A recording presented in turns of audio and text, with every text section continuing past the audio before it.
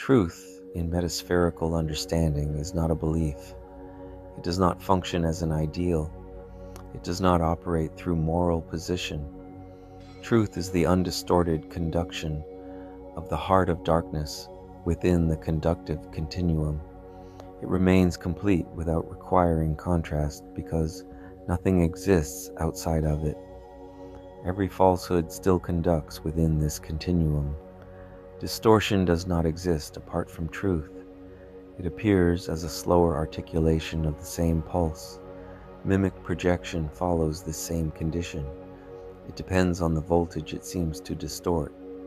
Interference also depends on this conduction because it cannot appear without it. Within mimic interpretation, meaning appears through separation. A position is formed. Another position is introduced against it. This creates the appearance of difference. From that difference, polarity begins to organize experience. What seems real is structured through interpretation rather than through conduction. This structure does not belong to the conductive continuum.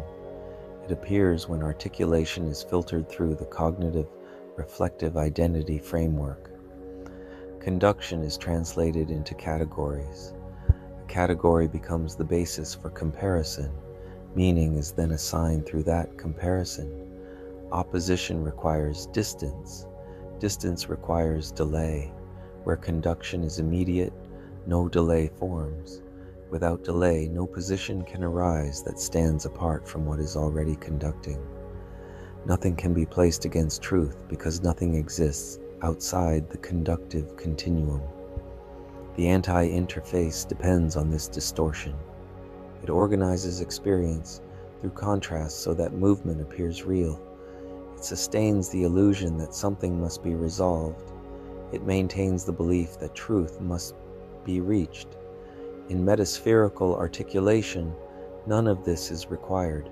Truth does not need to be defended. It does not need to be discovered. It does not need to be achieved. It remains as the condition through which all interpretation appears. Distortion depends on it. Interference depends on it. The pulse remains unchanged.